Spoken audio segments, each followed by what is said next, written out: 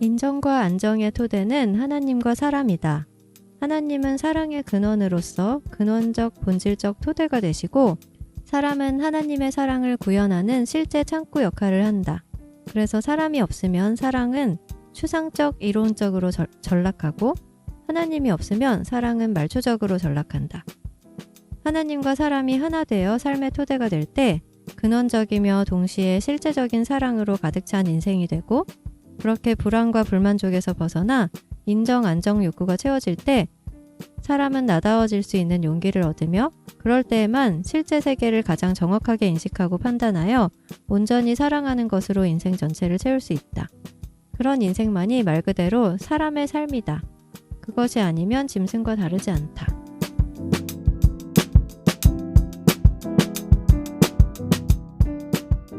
안녕하세요. 어린 양을 따르는 어린 양 미양교회 개굴입니다. 안녕하세요. 어린 양을 따르는 어린 양 토끼입니다. 오늘은 예레미야 20번째 시간이고요. 10장 1절부터 16절까지 돈의 거짓 위력이라는 제목으로 함께 이야기해 보겠습니다. 토끼님 오늘 어떤 이야기 준비하셨나요? 오늘 예레미야서 본문은 우상이 헛된 것이라고 말하면서 하나님은 그런 헛된 우상들과는 다르시다고 말하고 있는데요. 오늘 설교에서도 돈의 거짓 위력에 대해 말하며 돈에 대한 욕심을 생존을 위한 것으로 합리화하는 우리들의 태도를 비판하고 있어요. 그래서 오늘 설교에서 돈의 쓰임에 대해서 생존과 생활로 구분하고 있는데요. 생존은 반드시 필요해서 없으면 죽는 것, 생활은 꼭 필요하진 않지만 있으면 좋고 없으면 불편한 것이라고 말하고 있어요. 네. 그래서 생존을 위한 돈은 필요하지만 생활을 위한 돈은 다 버리라는 말이 아니고요. 생활을 위해서 돈을 벌면서 생존을 위한 것이라고 착각하는 사람들의 잘못된 생각을 비판하고 있는 거예요. 네. 그렇게 착각하면 무엇이 문제일까요? 생존을 위한 돈과 생활을 위한 돈을 착각하면 실상은 욕심을 위해, 욕망을 위해, 사치를 위해 벌고 있는데도 불구하고 자신의 노동이 굉장히 필수적이고 귀하고 가치 있는 거라는 생각을 하게 돼요. 근데 그 착각이 무서운 이유는 그것 때문에 정말로 나에게 중요한 것, 정말로 소중한 것, 절대로 포기하면 안 되는 것을 포기한다는 거예요. 맞아요. 별로 중요하지 않은 돈 때문에 정작 중요한 것들을 잃게 돼요. 그런데 우리가 이렇게 정말 많이 살고 있어요. 예를 들어서 가족을 위해 돈을 버는 것이라고 하고 정작 돈 버느라고 가족과 자식들의 마음을 잃어버려요. 그리고 그 버는 돈이 소중한 거라면, 그래서 가족의 생존을 책임져 줄 수 있는 귀한 돈이라면 모를까. 그리고 그 돈이 없으면 가족 전체가 굶어 죽는다면 모를까. 아니, 굶어 죽지 않더라도 인간다운 삶을 살 수 없다면 모를까. 결국 그 돈으로 할 수 있는 것은 뭐 과시와 사치, 부동산 투자를 위한 돈, 이런 데에 대부분 쓰인다라는 거죠. 자식들 부유하게 잘 살게 해주려고 돈 버는 것이라고 말하면서 정작 자식들과 대화하지 않고 자식들과의 관계가 나중에 멀어진다면 그게 무슨 소용이겠어요. 만에 하나 그렇게 열심히 일을 해가지고 자식들한테 10억, 100억, 1000억을 넘겨줬다고 해요. 그런 경우는 정말 100분의 1, 1000분의 1, 만분의 1도 없지만 대부분은 그것도 못하지만 하지만 정작 돈은 많이 물려줬는데 자식과의 관계는 잃어버려서 그 자식이 부모에 대한 존경과 존중이 없고 부모도 자식에 대해서 인정하는 마음이 없다면 그 돈이 무슨 소용이 있겠냐는 거죠. 네, 맞아요. 그리고 돈뿐만 아니라 인정받기 위해서 또는 안정된 삶의 추구와 같은 다른 가치를 위해서도 중요한 걸 잃는 사람들도 있어요. 네. 더 많은 사람들에게 인정받고 더 유명해지고 더 많은 권력과 명예를 쌓기 위해서 정작 눈앞에 있는 배우자와 가족에게는 남몰라라는 경우가 많고요. 또 어떤 위험에도 대처하기 위해서 아파도 병원비를 댈 수 있고 문제가 생겨도 도와줄 주변 사람들을 챙기느라 정말 소중한 가족들은 소홀해지는 경우가 많은 것 같아요. 네. 그럼 우리가 이렇게 덜 중요한 것에 빠지는 이유는 뭘까요? 오늘 설교에서는 우리 안에 있는 인간의 근원적인 불안과 불만족이라고 말하고 있어요. 더 정확하게 말하면은 인간이 가지고 있는 근원적인 불만족과 불안을 내가 해결할 수 있다고 혹은 해결하려는 노력, 그 시도, 그것들 때문이라고 저는 생각합니다. 네, 맞아요. 그 불안을 해결하는 게 아니라 잊기 위해서 무언가에 더 빠지는 거죠. 그것은 오늘 예레미야 본문의 우상숭배와도 같은 일인 것 같아요. 네. 사람은 아무리 노력해도 근원적인 불안과 불만족에서 벗어날 수 없어요. 그런데 이 좌절감을 그냥 마음에 두고 살기에 너무 힘들어서 사람은 거짓 합리화로 자신을 속여요. 돈이 불안과 불만족에서 벗어나게 해줄 것이라고 믿어요. 그런 거짓 믿음을 갖게 된 구체적인 근거는 없어요. 단지 그 믿음을 갖고 돈에 열중하면 실제로 그 순간만큼은 불안과 불만족에서 벗어나기 때문이에요. 네. 그때 얻은 만족과 안정이 실제냐 허상이냐 이런 건 중요하지 않아요. 당장 불안과 불만족으로 죽겠는데 그게 무슨 상관이냐는 거죠. 당장 마음만 편해지면 그만이지. 그것 때문에 사람은 돈이라는 거짓 믿음에도 잘 빠져요. 우상에 빠지는 원리도 똑같아요. 굿을 한번 신명나게 하면 적어도 굿을 준비하고 의식을 치르는 동안은 불안과 불만족에서 벗어날 수 있어요. 그리고 또 내가 뭔가를 했다는 믿음 때문에 굿을 치르고 난 다음에도 어느 정도 마음이 좀 편안해져요. 굿의 효과에 대한 구체적인 정보가 있고 그것을 근거로 믿는 것이 아닙니다. 내가 스스로 믿음을 만들어내는 것이고요. 내가 나에게 굿은 효과가 있다는 거짓 믿음을 주입하는 거예요. 왜냐하면 그렇게 거짓 믿음에 장악될 때만 불안과 불만족에서 벗어날 수 있기 때문이에요. 비록 그것이 자기 기만이라도 말입니다. 그렇기 때문에 실제 숭배 대상은 누구이냐가 정말 중요하지 않아요. 금덩이건 돌덩이건 나무에 금을 입힌 거건 아무 상관없어요. 그냥 그럴듯하게 아무 공예품이나 가져다 놓으면 됩니다. 어차피 숭배 대상에는 관심도 없어요. 내 불안과 불만족에만 관심이 있고 내가 무엇을 원하냐, 어떻게 하면 내 욕망을 채우느냐 거기에만 관심이 있죠. 예레미야 10장 3절에서 4절 이방 사람이 우상을 숭배하는 풍속은 허황된 것이다. 그들의 우상은 숲속에서 베어온 나무요 조각가가 연장으로 다듬어서 만든 공예품이다. 그들은 은과 금으로 그것을 아름답게 꾸미고 망치로 못을 막아 고정시켜서 쓰러지지 않게 하였다. 그래서 사람들은 마음에 뭔가를 하나씩 섬겨요. 종교인은 우상이나 미신, 징크스를 섬기고 경제인은 돈, 주식, 부동산을 섬기고 정치인은 업적, 인정, 명예를 섬기고 수도승은 안정, 평온, 평화를 섬길 뿐이에요. 이렇게 되는 이유는 모두 똑같다는 겁니다.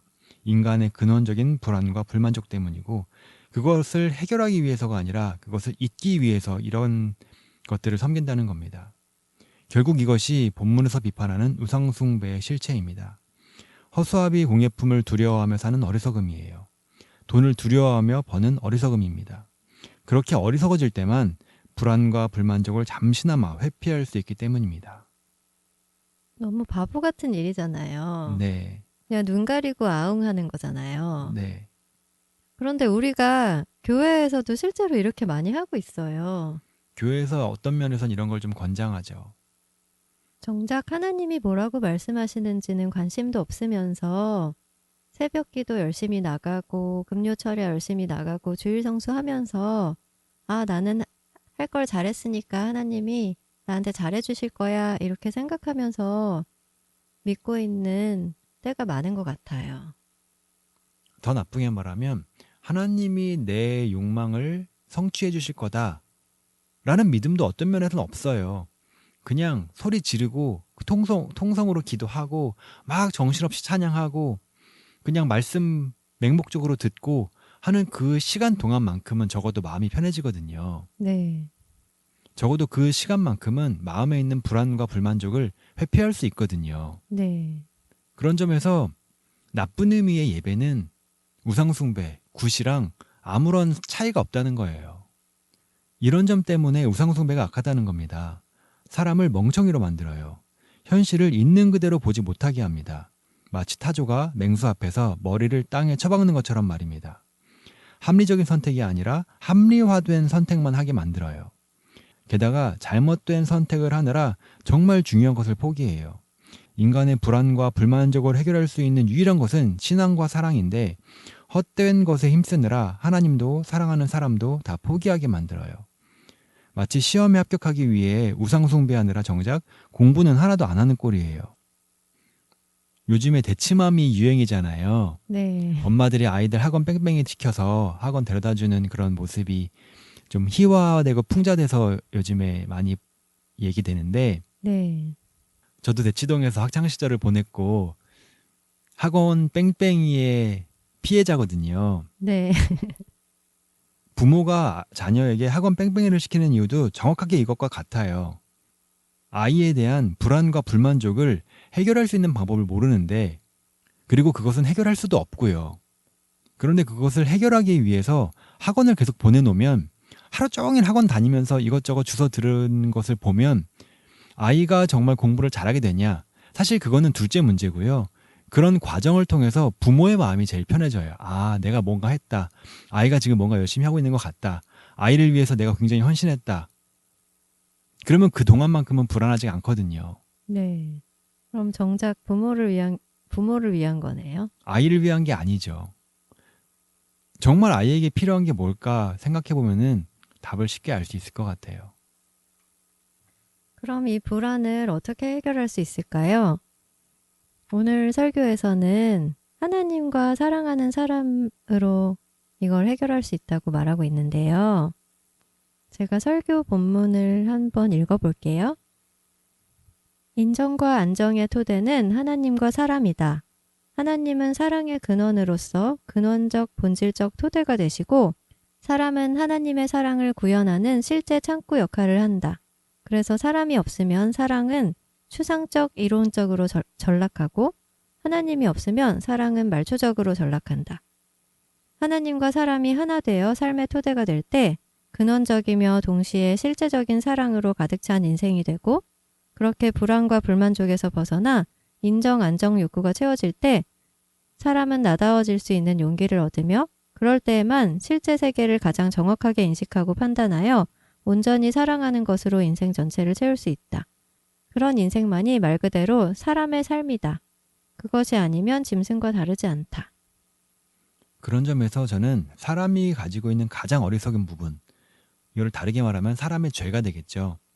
그게 바로 자신이 가지고 있는 근원적 불안과 불만족을 스스로 해결할 수 있다고 믿고 혹은 그것을 해결하기 위해서 열심히 노력하고 발버둥 치는 것이 좋다고 생각하는 그런 사람들의 믿음, 이것이 어떻게 보면은 가장 근원적인 죄이지 않을까 싶어요. 누구나 조금만 생각해보면 알거든요. 내가 왜 불안한지, 내가 왜 불만족스러운지, 그리고 그 불안과 불만족은 절대 사람이 해결할 수 없다는 걸 조금만 생각해보면 알아요. 아무리 안정되려고 노력해도 누구도 질병과 사고는 막을 수가 없어요. 경차보다 SUV가, 연립주택보다 주상복합에서 사고 위험이 적지만 그래도 언제나 사고는 납니다. 위험 가능성은 줄일 수 있지만 그래도 위험의 두려움에서 여전히 벗어날 수 없어요. 게다가 특히 죽음은 아무도 막을 수 없습니다. 이렇게 불안정은 인간의 근원적인 속성이고 아무도 벗어날 수 없는 겁니다. 불안정을 피하려는 선택은 안정을 주지도 못하면서 오히려 인생을 낭비하게 해요. 인정은 더 얻기 어려워요. 인정을 얻기 위해 사람들이 좋아하는 것을 하면 남들이 다 하는 거라 치열한 경쟁에서 묻히고요. 반대로 인정을 얻기 위해 자신만의 고유한 것을 하면 또 아무도 알아주지 않아요. 두 가지를 섞으려고 하면 이도저도 안 돼요. 이렇게 인정과 안정은 노력한다고 얻을 수 있는 것이 아닌데 우리는 희생하며 얻으려고 해요. 본전 못 찾을 것 뻔한 어리석은 투자입니다.